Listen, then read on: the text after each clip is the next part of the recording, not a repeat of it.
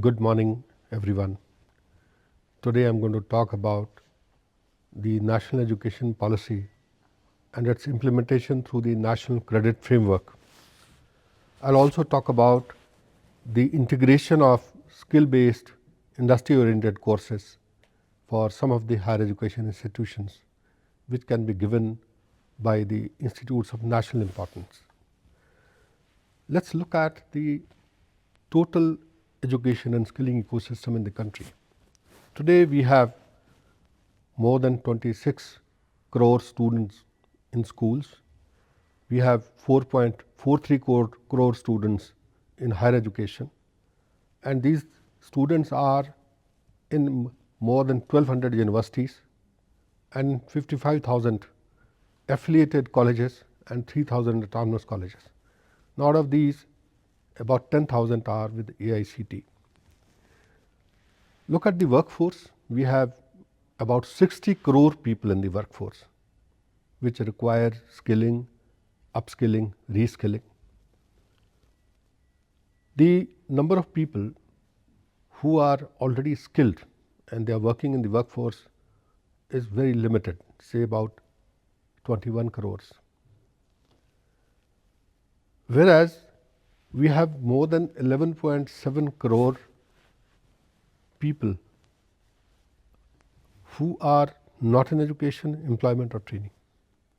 So they are also one of the primary targets for us. So that's a very, very large ecosystem I am talking about. The National Education Policy was implemented since July 2020, and we have already completed 4 years of the implementation of the policy.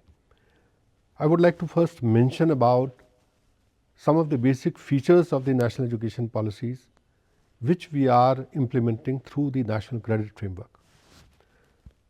First of all, this policy has to be a holistic education and development for the student.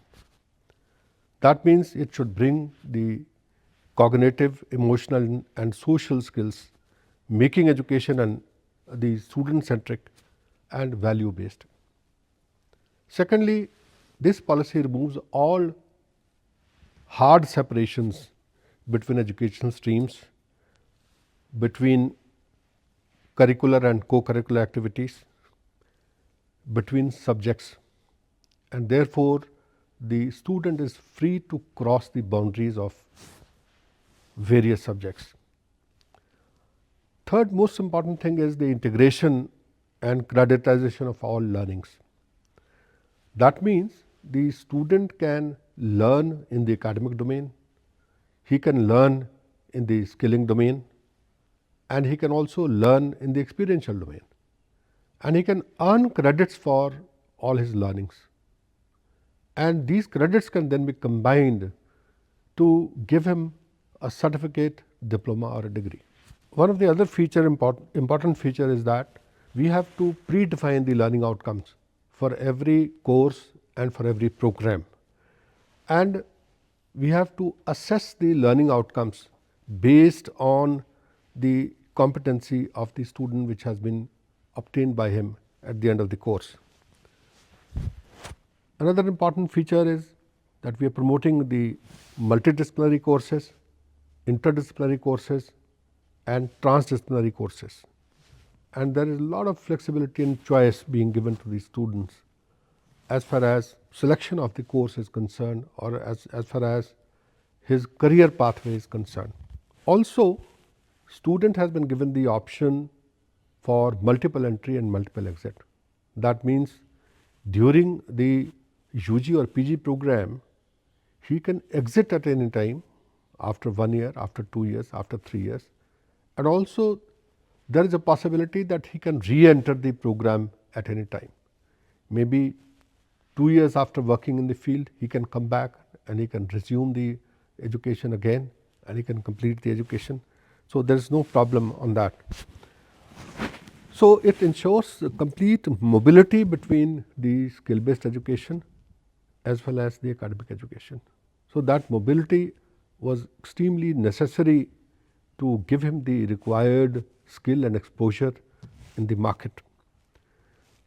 Also, the policy provides for faculty development, which is one of the most important pillars for success of the NEP and NCrF. The faculty is at the heart of the teaching learning process, and therefore it's extremely important to sort of retrain them or sort of train them in NEP and NCrF based education, I would say. Quality and innovation, that's another pillar for NEP and the National Credit Framework. So promoting high standards in pedagogy, research and infrastructure, making Indian education globally competitive, then integration of academic learning and the industry's exposure. Now, those are extremely important. There has been a total focus on the employability. So integration of employability skills, soft skills and life skills is part and parcel of NCrF. We are also looking at the future technologies, emerging technologies, as also the future of work. So these skills are being integrated. So while we are looking at the future, we are not ignoring the learnings from the past. So the Indian knowledge system based skills, they are also being explored. Since we have to deal with such a large population of students, and here technology is going to play a very, very important role. So we are promoting digital and online education. We are promoting blended learning, open distance learning, and use of technology to a large extent. The policy also talks about multilingualism and teaching in mother tongues. For all school students, the basic education has to be given in the mother tongue, whereas the higher education is being explored in all 22 languages of 8th schedule. The National Credit Framework provides for the total process for assignment, accumulation, transfer, redemption of credits through a PAR ID and through academic bank of credits. Inclusion and equity, that's another pillar for the NEP as well as the NCrF, that is making the education accessible to all, especially the marginalized ones. It also enables learners with varying learning abilities, whether somebody can learn fast or somebody can learn slow. Similarly, it also provides for the recognition of prior learning and lifelong learning. Internationalization of education and international equivalence of qualification, that's another requirement which has to be fulfilled by NEP and the NCrF. So NCrF in a way implements all the policy features which I just explained, and there is a total understanding of all the regulators on the processes and the SOPs which have been prescribed under the NCrF. So NCrF has been jointly developed by UGC, by NCVT, by AICT, NCRT, and also the Ministry of Education, Ministry of Skill Development, including higher education and school education. This entire NCrF stands on 3 basic pillars. That's the National Higher Education Qualification Framework, National Skill Qualification Framework, and National Curriculum Framework for School Education. These 3 frameworks, they feed into the NCrF, and that's how it works in a very interoperable manner. Now, the most innovative part in the NCrF is that the learning has been conceived in 3 dimensions. On x-axis, you have academic learning from level 1 to 8. On y-axis, again you have skill learning, which is again 1 to 8. And on z-axis, you have experiential learning. And that experiential learning can have different levels based on the particular profession or particular trade which is governing that particular job. Now, in academic axis, From 1 to 4 you have school education, and from 4.5 to 8 you have higher education. Level 1 is 5th class, level 8 is level 2 is 8th class, level 3 is 10th class, and level 4 is 12th class. And thereafter every year 4.5 is UG first year, 5 is UG second year, 6 is UG fourth year. Similarly PG 6.5 and 7, that is for MTech, and level 8 is the PhD. On skill access also you have the correspondence as far as the basic education is concerned for entering into that course. For example, level 4.5 level skill can be given to PG first year, the UG first year students. Similarly, level 6 skill can be given to either the UG fourth year student or even PG first year student who have completed 3 years of degree. Now this entire NCrF, it presumes 1200 hours of learning per year, which includes all kinds of learning, including co-curricular, extracurricular, and which have now been termed as curricular. And you earn 40 credits for these 1200 hours of learning. For higher education, we have maintained the same parameters. 15 hours of lectures per semester is 1 credit, 30 hours of practical in 1 semester is 1 credit, and 45 hours of experiential learning is 1 credit. That is the one followed by the UGC as well, and most of the IITs are also following same thing. The most important thing is that up to 50% of the credits can be earned from skill-based courses, and these skill-based courses could be in the form of labs, it could be in the form of internship, it could be in the form of apprenticeship, or it could be in any form through micro credentials, through nano credentials. Now all that can be categorized as skill-based course.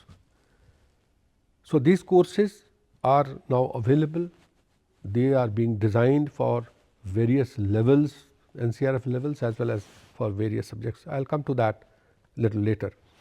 Now if you talk about what all is included in the learning, so right from classroom teaching to lab work to class projects to assignments, tutorials, whatever you learn under Indian knowledge system, or your technical education, professional education, skilling, your project work, your field visits, your industry attachments.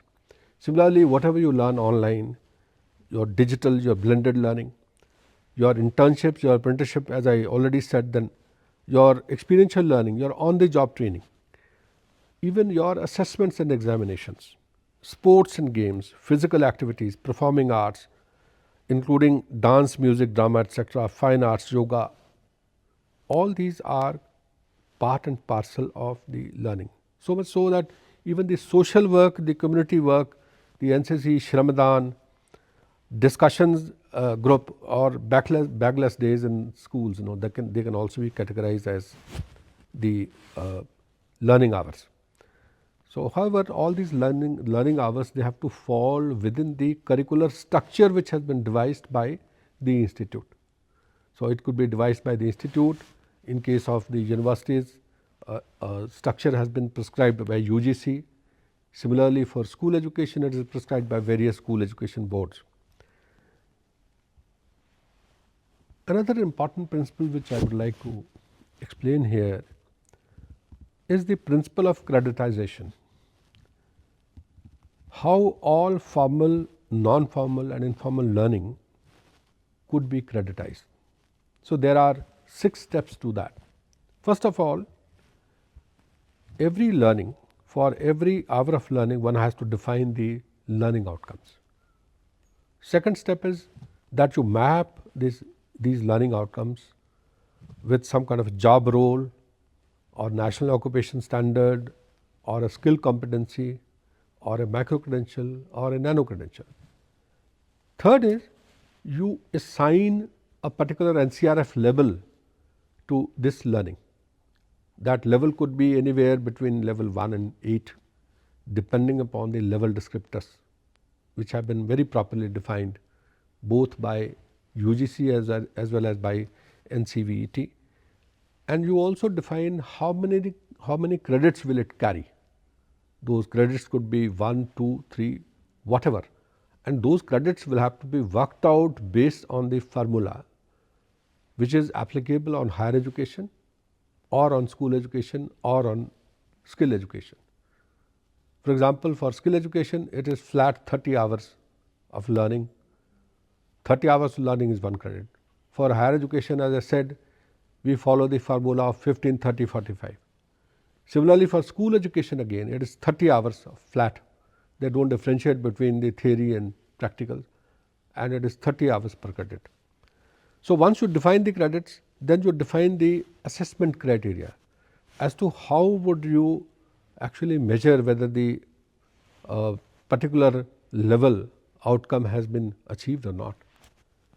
Once you have finished this exercise, this has to be notified, this has to be put in the public space that this is the way we are going to go, and then you offer the course.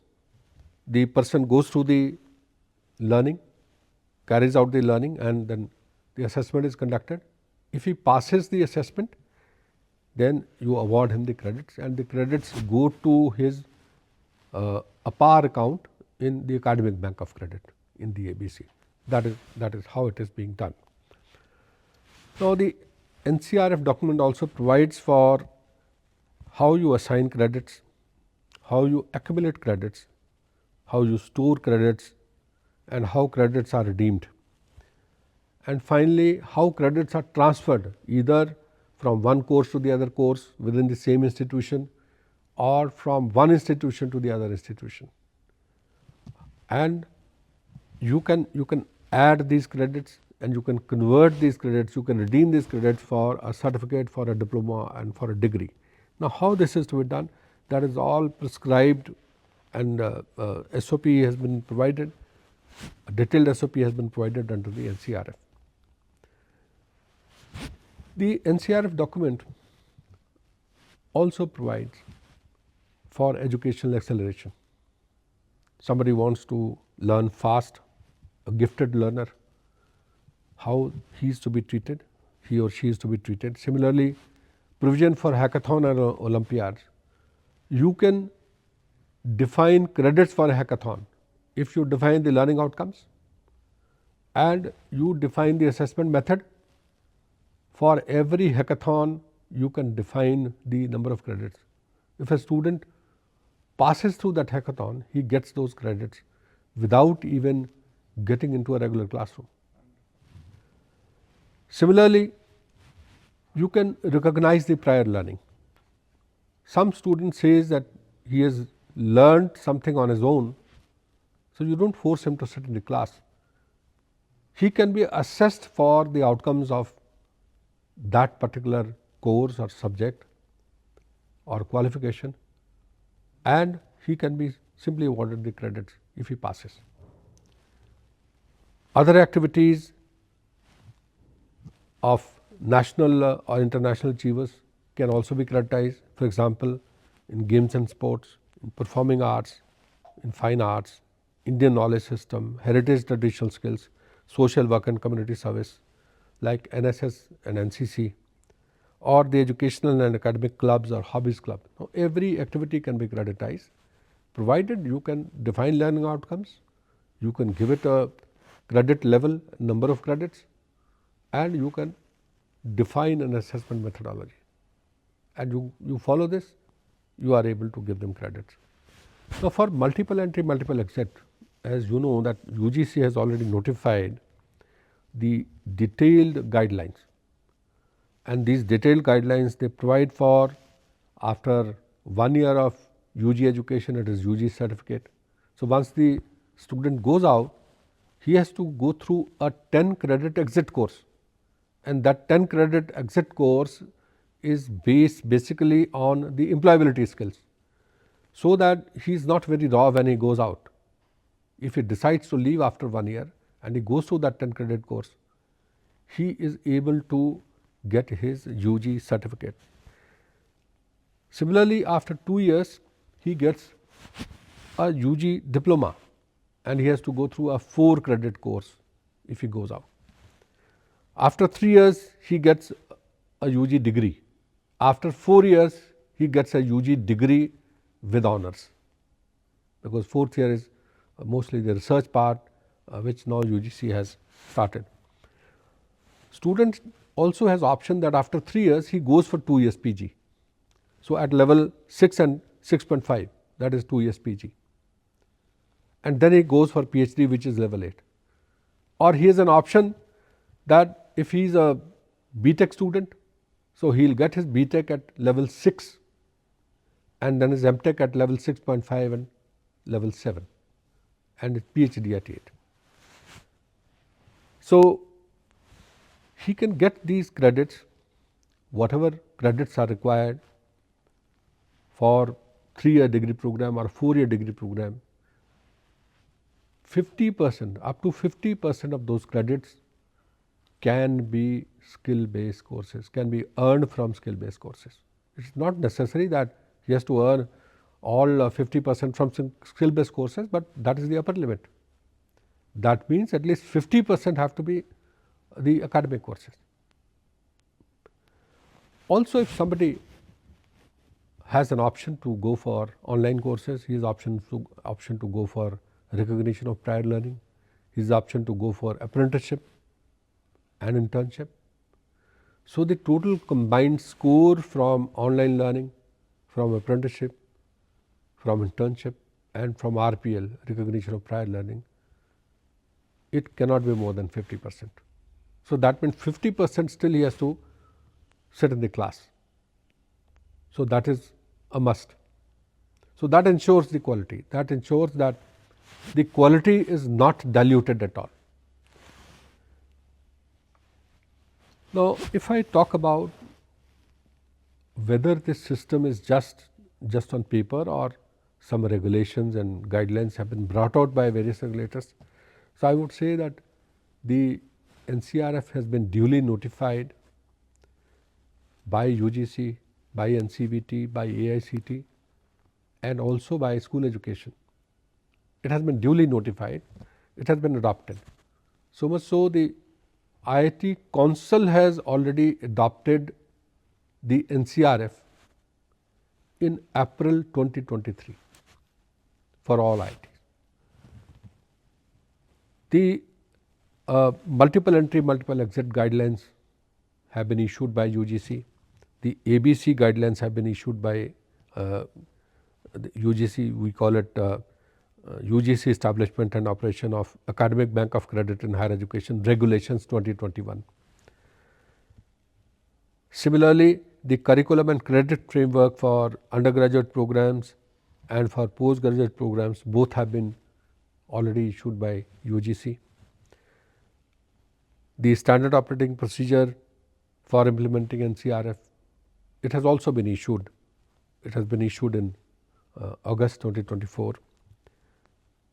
The National Higher Education Qualification Framework, it was issued last year in May 2023, and so is the National Skill Qualification Framework, that was also issued last year. So all the regulations, all the guidelines, all the SOPs, they are in place for implementation of NCrF, and I see no issues in doing that. Now, the National Higher Education Qualification, which is part of the UG guidelines, it also provides for the graduate attributes as to what the students must learn, what skills they must have. They must have domain skills, that is one part, and secondly they must have some generic learning outcomes, and these generic learning outcomes have been properly defined, and they will have to be made part and parcel of different courses in such a way that by the end of the entire program the student has acquired all these skills. So I'll mention some of them. For example, the complex problem solving, critical thinking, creativity, communication, analytical reasoning and thinking, then research related skills, coordinating, collaboration with others, leadership, and then learning how to learn, that is another skill, digital and technological skills, multicultural competencies and inclusive spirit, value inculcations, autonomy, responsibility and accountability, environmental awareness and action, community engagement and service, empathy. Now, these are some of the generic learning outcomes which I am mentioning.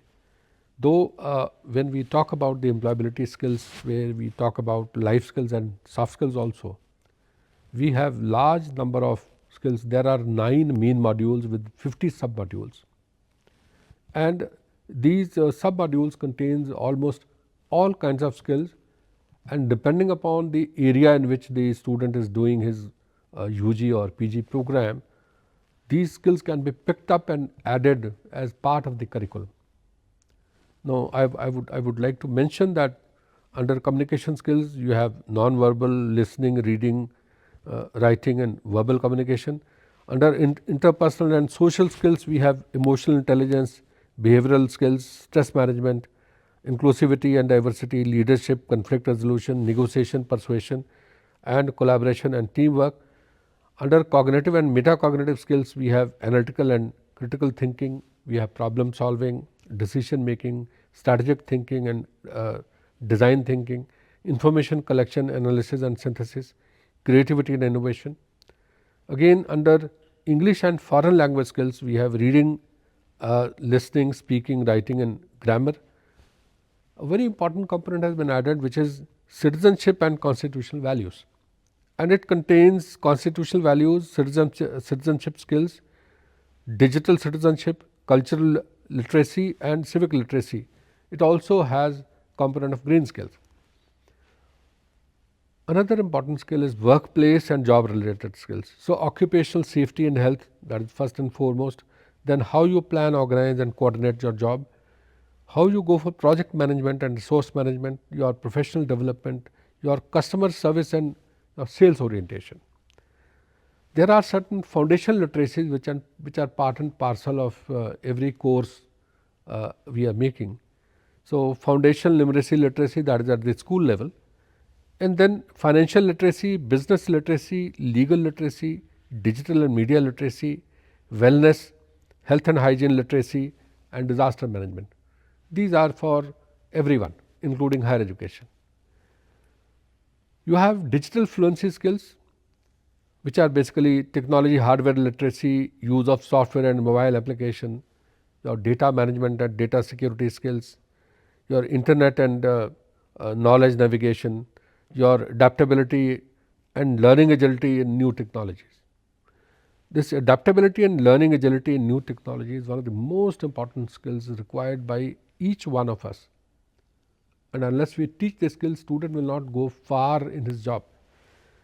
Then you have self-employment and entrepreneurship, where we give him some business planning and business ethics skills, financial management, human resource management, costing and pricing, branding, marketing and networking skills, as well as promotion and sales skills. So, these are 50 sub modules under 9 main modules, and different variants are available. Variants are available for school education, for college education, for professionals, as well as for totally illiterate people who cannot read and write. For them, it is based on the audio visual experience that we share with them. So, the NCrF also has provision that every credit the student earn will be placed in his academic bank of credit through his APAR ID. So, that provision is already there. The integration of the vocational education training and skilling. Now, how this can be achieved at the UG and PG level? Now, that is the basic question which is being asked again and again. And I would say that if you go through the UGC 4-year UG program guidelines, it clearly spells out the entire curricular structure for integration of skill-based courses, for integration of micro-credentials. For example, you can give a degree with one major and two minors, and the major has to be 50% of the total credits, whereas two minors can be 10% credits each. And then you can have multidisciplinary courses, you can have ability enhancement courses, you have skill enhancement courses, you have value added courses, you have internships, you have projects, you have dissertations, all that is possible. And 50% of each one of these could be skill based. For example, if somebody is learning theory of programming, now if you learn programming, if you want to learn the language, you will not understand that language unless you implement it in the lab. So lab will be the skill based part of that learning, and that skill based part is extremely important to understand the basic concepts and basic constructs of that language, because unless I implement it in the lab, it's all theoretical, it's all abstract. Similarly, I can relate to the lab work of each of these subjects to a skill based course. I can enhance it further. I can have some kind of practical skills which I impart them in the lab. Of course, this will require a lot of effort on part of the teachers who are teaching. Sometime we may have to involve instructors from the industries, because those skills may not be available in some of the institutions. So that provision has also been made under the NCrF. That provision is there. So we need not really fear about it. And all those resources are available. Not so much so that a large number of courses have been created under the National Higher Education Qualification as well as under the National Skill Qualification Framework. Now, under NSQF, that is National Skill Qualification Framework, we have more than 4,400 courses which are available, which have been approved at different levels. And out of these courses, 429 courses are in future skills and in future of work skills. And all higher education institutions are free to pick up those courses from the National Qualification Register, integrate those courses as part and parcel of their curriculum, and get it approved from their highest academic body. They don't have to ask NCVT or they don't have to ask anybody. And they can offer those courses. Those are skill based courses. And if you want materials on those courses, now there are bodies, the recognized bodies of NCVT who have developed those courses. So one can always contact these bodies and sign some kind of MOU for offering these courses, for help in offering these courses in their classrooms, even providing instructors, even providing the training of trainers or providing training of assessors. Now all those facilities are available as part and parcel of this entire framework. Now coming to the National Higher Education Qualification Framework, a skill based course can also be the National Higher Education Qualification Framework aligned, and all such courses we are now trying to put on the Swayam Plus platform. And there is a proper way through which such courses can be designed. There is a template which has been prescribed by UGC, and such courses can be put on Swayam Plus after the approval of the competent authority.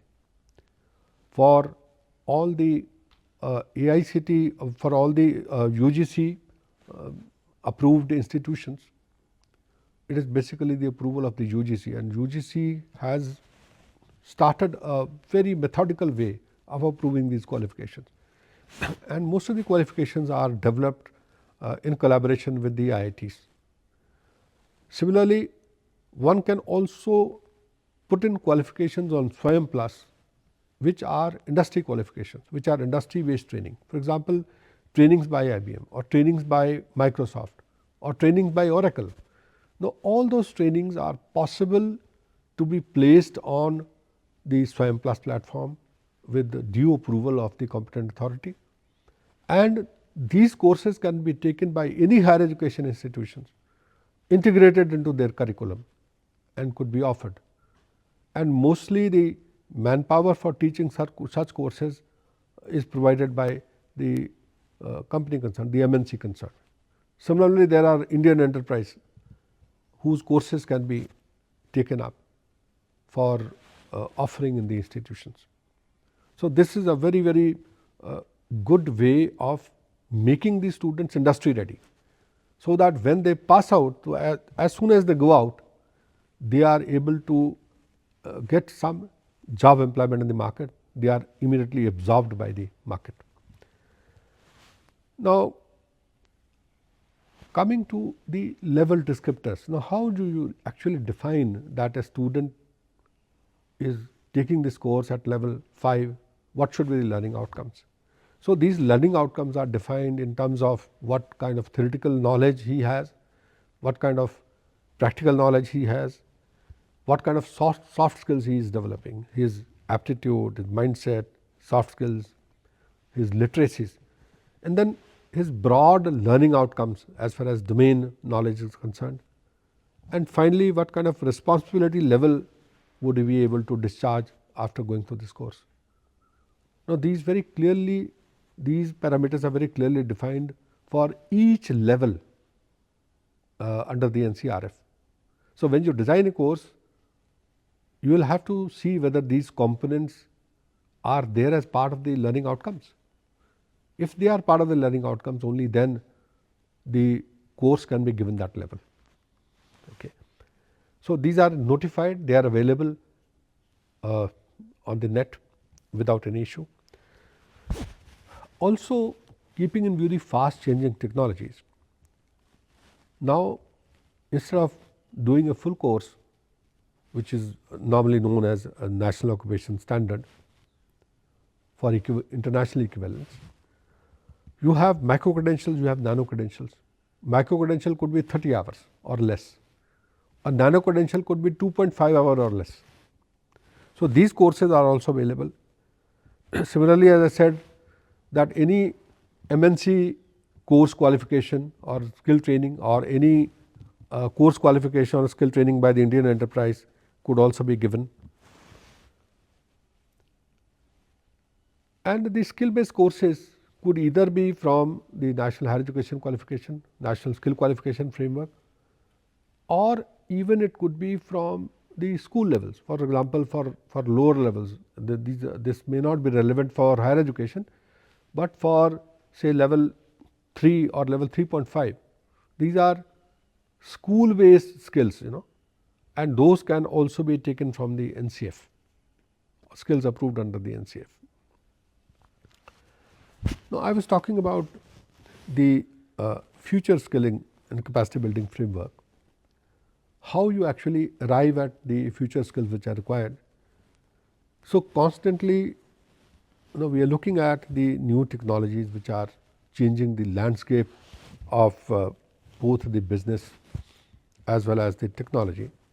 So, technologies like artificial intelligence, big data, cloud computing, Internet of Things, blockchain, cyber security, AR, VR technologies, social mobile, robotic process automation, or 3D printing, etc.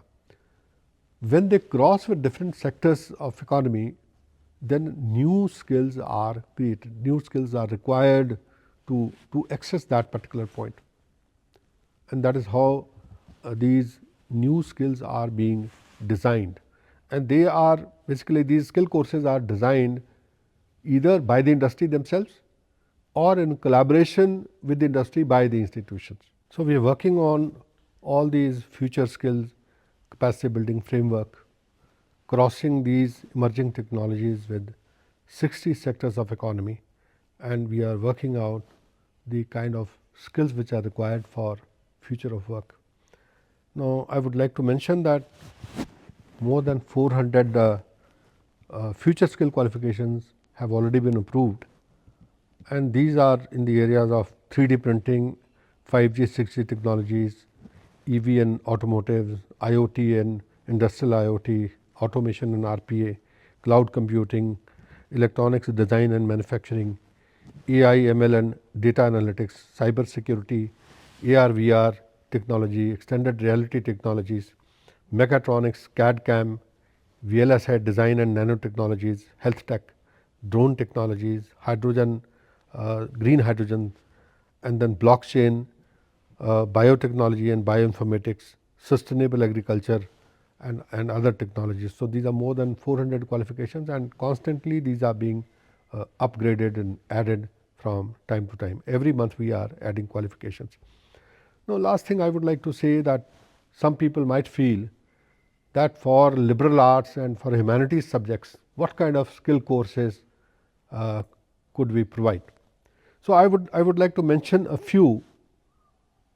I'll take the example of a history. You are giving all theoretical courses in history, but if we think of the applied courses in history, we can have digital history and archives management, public history and heritage tourism, digital storytelling, global perspectives in history, then cultural resource management, heritage conservation and restoration, public policy and history, applied linguistics and historical research, AI in historical research, digital mapping for historians, entrepreneurship and heritage, data analysis for historians. So these are some of the courses in history. Similarly, if I talk about political science, I can develop courses like digital advocacy and campaigning, AI application in political analysis, negotiations and diplomacy skills, leadership and management in politics, media and political communication, political risk analysis and forecasting, policy advocacy and lobbying, international development and AIDS management, crisis management and emergency response, ethics and governance in politics, political psychology and behavioral analysis, data analysis for political science. Similarly, in economics, you have all kinds of applied subjects, applied economics, behavioral economics, financial modeling and evaluation, econometric forecasting, development economics, applied macroeconomics, financial markets and institutions, game theory and strategic decision making, AI and financial markets, international finance, urban and regional economics, health economics. And for every subject, I can go on and on. Now, for sociology, for English, for philosophy. Now, for example, for philosophy, you can have creative writing and philosophical expression. You can have research methodology and philosophical inquiry, philosophy and technology, ethics in digital age, very important course, intellectual philosophy and global perspectives, ethical leadership and decision making, project management for philosophical initiatives, public speaking and communication skills. Similarly, in journalism, you can have number of skill based courses.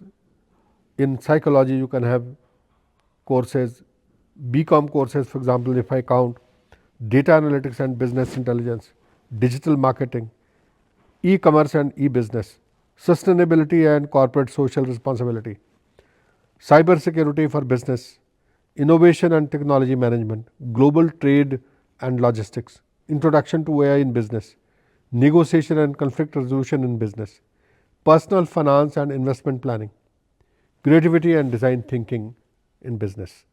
So these are the courses which you can offer in BCom.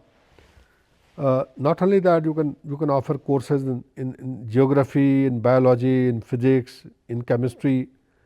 Now, if I take the cross section of some of the courses with social sciences, some of the science courses with social sciences. For example, if I take biotechnology and bioinformatics and cross it with social sciences, I can have courses like bioethics and biotechnology, public health and biotechnology, biotechnology policy and regulations, environmental biotechnology and sustainability, sociology of health and biotechnology, biotechnology and intellectual property rights, biotechnology in agriculture and rural development, risk communication in biotechnology, science communication and biotechnology, innovation management and biotechnology.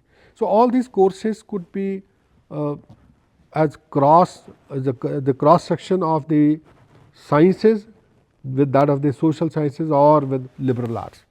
So those are the unexplored areas, and this is where I would like to have the collaboration and assistance and guidance from institutions like IITs.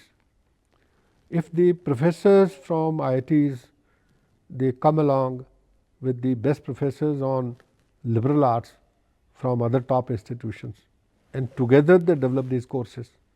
So these will be much more meaningful courses for the students, and even the art student, which constitute the majority of our total number of higher education students, they will be employable. Now, I would like to say that out of the total 4.34 crore higher education students which we have right now, more than 80% they are in UG courses, 19.5% are in PG courses, and only 0.5% are in PhD courses. And out of these 80% UG students, again 80% of 80% are basically in 10 courses out of the 300 odd courses which are available at the UG level. So if we are able to create these skill based courses for these 10 courses which are most popular, so we can make all these students employable, and we can make this highly skilled manpower available to the industry. Now here I would like to clarify that skilling doesn't mean that you only work with hand. It's only also working with minds. It is also the cognitive skills which are counted as skilling, okay? Especially the soft skills, especially life skills. No, they are also counted as skilling. So majority of the manpower required by the industry, it falls into this category. So then we are able to take care of the UG students, especially from the liberal arts and from humanities background, from social sciences background, and make them more valuable, more employable, adding to the overall economy of the country. So I would request everyone to kindly go through the national credit framework. It answers all questions we can have in mind, and if still there are questions, I'll be very happy to answer those questions. Thank you so much.